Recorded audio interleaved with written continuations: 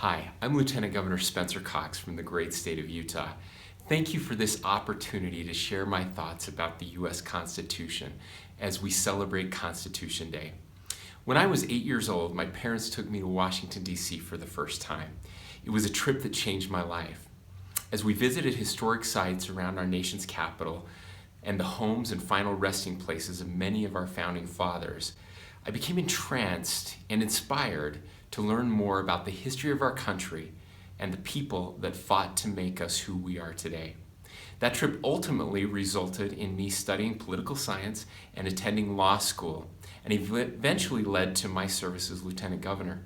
More importantly, though, this lifelong quest led me to a study of and deep appreciation for the document that is the centerpiece of our government, the Constitution.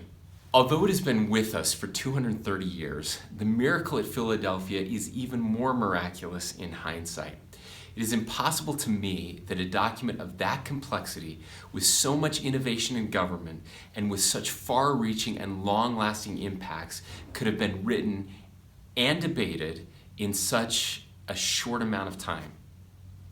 When factoring in the differences of opinions, personalities, and power struggles, only help from a divine source can explain the existence of this masterpiece.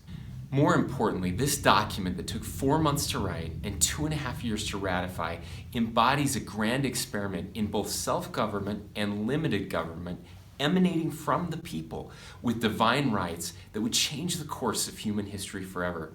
It stands as the oldest written constitution in operation in the world today, and as a result, nearly every country in the world today has a form of constitution, and almost all of them have adopted at least some principles and ideas from the U.S. Constitution. While there have been many important changes to the document over time, the founders recognized the importance of making amendments difficult and rare so that only the most critical changes could be implemented. With over 11,000 proposed amendments being introduced in Congress, remarkably, only 27 have made it into the document, and none more important than the Bill of Rights, that continues to be the gold standard for ensuring personal freedoms against government intrusion. This is a document of checks and balances on power that has served as the steady hand on the wheel of prosperity over centuries. It is my hope that each of us will take time over the coming months to read and study this sacred document and the history and miraculous nature behind the creation and its survival. And more importantly, I hope we will be inspired to share what we have learned with others, to get a deeper appreciation for the greatness of America, and to strive to use the principles embodied in this document to help and lift the lives of others. 230 years never looked so good.